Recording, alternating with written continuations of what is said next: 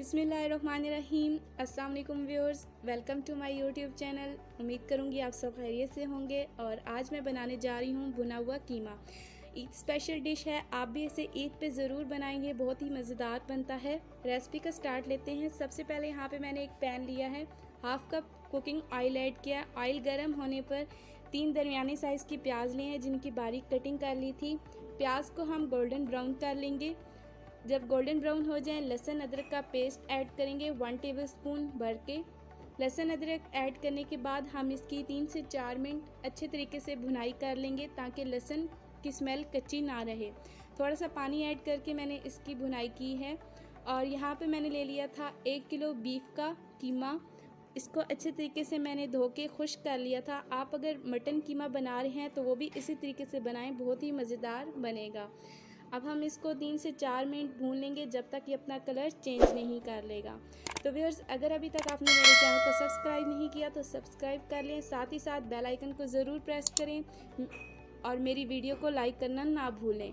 अब हम इसके अंदर मसाला जात ऐड करेंगे। 1 टेबलस्पून नमक, 1 टेबलस्पून खुश्क धनिया कूटा हुआ, हाफ़ टेबल स्पून हल्दी पाउडर ऐड करेंगे। 1 एंड हाफ़ टेबल स्पून यहाँ पे मैंने लाल मिर्च ऐड की है। लाल मिर्च आप अपने टेस्ट के मुताबिक ऐड कर सकते हैं। अब हम इन मसालों के साथ अच्छे तरीके से इसकी 4 से 5 मिनट भुनाई कर लेंगे। और यहाँ पे मैंने 4 टमाटर ले लिए थे और उनका पेस्ट तैयार कर लिया था। मैं यहाँ पे 4 टमाटर का पेस्ट ऐड कर रही हूँ और साथ यहाँ पे मैंने 1 गिलास पानी का ऐड किया है। अगर आप सिर्फ टमाटर ऐड कर रहे हैं तो 3 गिलास पानी डाल के आपने इसको स्टीम पे रख देना है ताकि अच्छी तरीके से हमारा कीमा और मसाले गल जाएँ। तो तकरीबन 30 मिनट यहाँ पे मैंने इसको स्टीम दी है और अब अच्छे तरीके से यहाँ पर हमारा कीमा गल चुका है। अब जो इसके अंदर पानी रह गया है हम उसको खुश्क कर लेंगे और अच्छे से इसकी 4 से 5 मिनट भुनाई करेंगे। 5 मिनट भुनाई करने के बाद यहाँ पे मैंने हाफ़ कप दही का ले लिया था, वो ऐड किया है। दही ऐड करने से कीमा टेस्टफुल बनेगा, आप इस दही लाजमी ऐड करें, इससे बहुत ही मज़े का टेस्ट आएगा। 3 से 4 मिनट हम इसकी मज़ीद भुनाई करेंगे ताकि दही का पानी खुश्क हो जाए। अब हम इसके अंदर ऐड करेंगे 2 लौंग की पीस, 2 छोटे से दालचीनी के पीस, हाफ़ टेबल स्पून गरम मसाला, हाफ़ टेबल स्पून ज़ीरा पाउडर, हाफ़ टेबल स्पून काली मिर्च का पाउडर। इनको अच्छी तरीके से हम मिक्स करेंगे और 2 मिनट हम इसकी भुनाई कर लेंगे।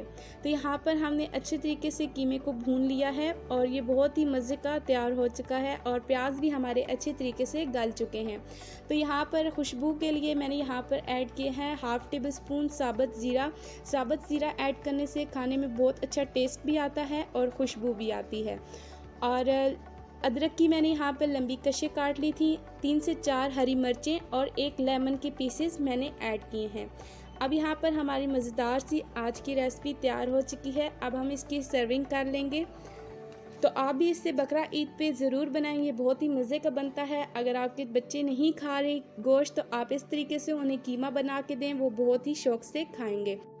तो सर्विंग के लिए आज की हमारी रेसिपी तैयार हो चुकी है। अब हम गार्निशिंग के लिए यहाँ पर मैंने पुदीने के पत्ते ले लिए हैं और कुछ लेमन के पीसेस।